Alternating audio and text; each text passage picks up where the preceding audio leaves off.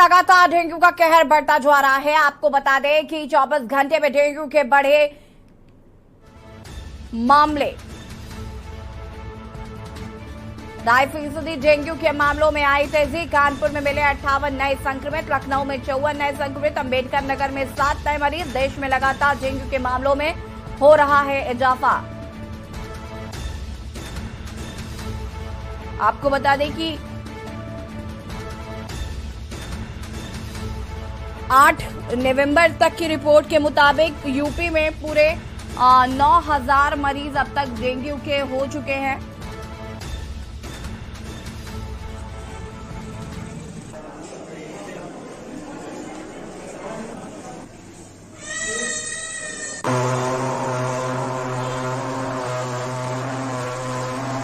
देश में लगातार डेंगू के मामले बढ़ते जा रहे हैं। आपको बता दें कि डिप्टी सीएम भी लगातार फॉगिंग पर ध्यान दे रहे हैं। उन्होंने जनता से भी अपील की है कि वो खुद अपने घरों में साफ पानी इकट्ठा ना होने दे, किसी भी तरीके का कोई पानी इकट्ठा ना होने दे, चूंकि डेंगू का कहर लगातार बढ़ रहा है। हालांकि उसके बावजूद भी आपको बता दें कि मरीजों की संख्या में इजाफा हो रहा है। अस्पतालों में लंबी लंबी लाइनें देखने को मिल रही हैं। ये तस्वीरें आप देख सकते हैं, डेंगू वार्ड की तस्वीरें आपको हम दिखा रहे हैं यहाँ पर।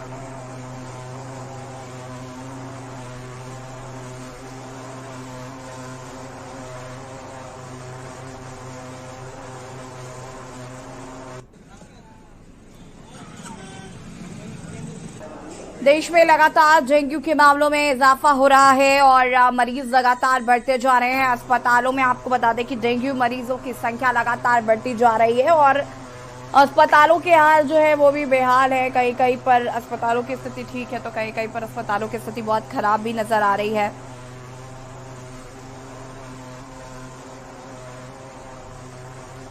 और इसी खबर पर ज्यादा जानकारी के लिए हमारे संवाददाता अवनीश लगातार हमारे साथ बने हुए हैं। अवनीश, लखनऊ की अगर बात करें तो कल भी हम चर्चा कर रहे थे कि लखनऊ में हम देख रहे हैं कि बहुत सारी चीजें देखने को मिल रही हैं, चाहे वो डिप्टी सीएम बहुत गंभीर नजर आ रहे हो, चाहे उनके द्वारा फॉगिंग मशीनों को हरी झंडी दिखाकर रवाना किया जा रहा हो। उसके बावजूद भी डेंगू का कहर जो है वो राजधानी में कम होने का नाम नहीं ले रहा है। जी बिल्कुल, साफ है कि जिस तरीके से उत्तर प्रदेश के जो आंकड़े हैं वो चौंकाने वाले हैं। अगर बात किया जाए, करीब 7 तारीख तक करीब 9,098 केस डेंगू के पूरे उत्तर प्रदेश में आए थे, लेकिन अचानक से 3 दिन बाद वो बढ़कर 11,000 के पार चला जाता है, यानी 2,000 का इजाफा। तो साफ ही आंकड़े तय करते हैं कि आखिर जो डेंगू का प्रकोप है वो लगातार बढ़ता जा रहा है और कहीं ना कहीं ज्यादा से ज्यादा लोग इसकी चपेट में आते हुए दिखाई दे रहे हैं।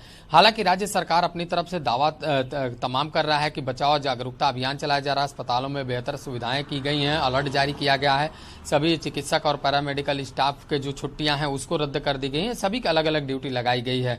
लेकिन दावे जो भी हों, लेकिन जो आंकड़े हैं वो कहीं ना कहीं चौंकाने वाले हैं, वो डरावने भी हैं। जिस तरीके से अक्टूबर माह में बारिश हुआ उसके बाद ही स्वास्थ्य विभाग और नगर निगम और जिला प्रशासन तीनों को सामंजस्य बनाकर इसका बचाव अभियान चलाना चाहिए था, लेकिन ऐसा नहीं हो पाया और यही वजह है कि डेंगू का जो प्रकोप है वो लगातार बढ़ता हुआ चला गया और तमाम लोग इसकी चपेट में आ गए और अलग अलग जो जनपद हैं वहां से डेंगू से मौतों की खबर भी आई है।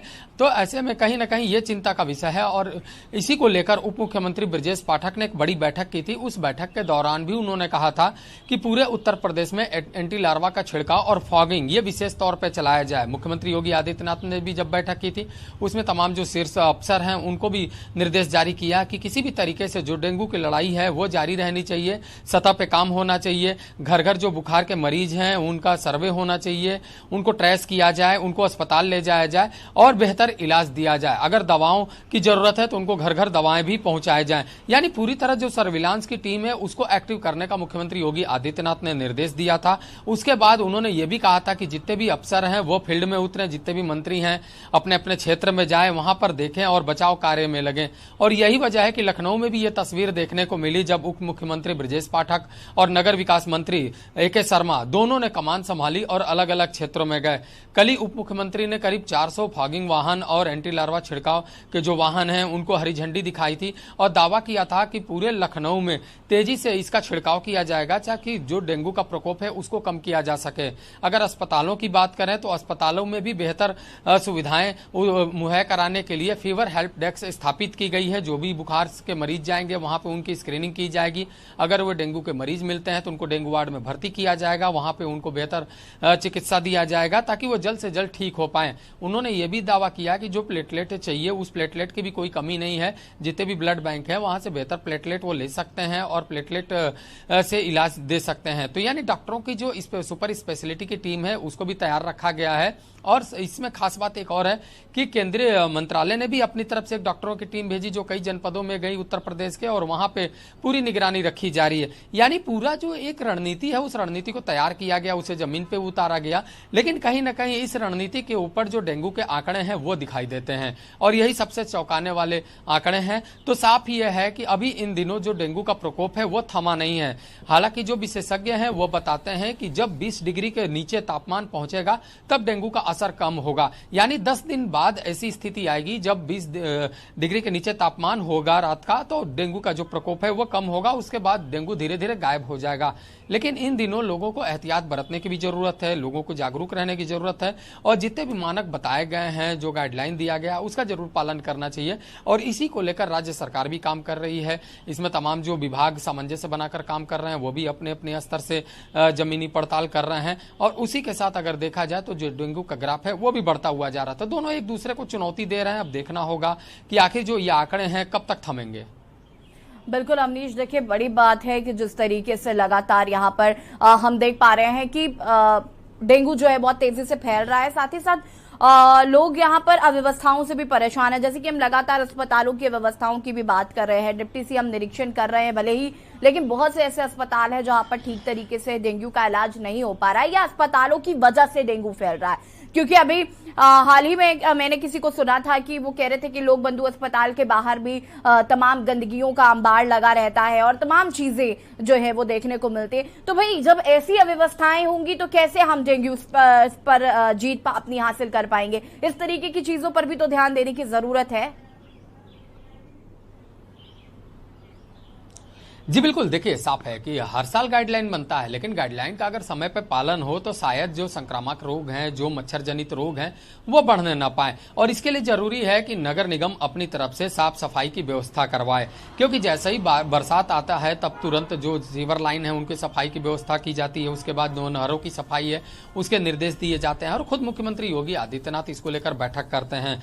लेकिन अफसर जमीन पर नहीं उतरते हैं। यही कारण है कि जब हालात बद से बदतर हो जाते हैं तब कहीं ना कहीं उनकी लापरवाही सामने आती है। चाहे लोकबंधु अस्पताल हो, चाहे सिविल अस्पताल हो, चाहे बलरामपुर अस्पताल हो, चाहे अन्य कोई भी सार्वजनिक जगह हो, अक्सर देखा जाता है कि वहां पर गंदगी मिलती है, वहां पर कीचड़ होता है, जो पानी का भराव होता है और इसी पानी के भराव में जो डेंगू के मच्छर हैं वो पनपते हैं और लोगों को जब काटते हैं तो वो डेंगू के शिकार हो जाते हैं।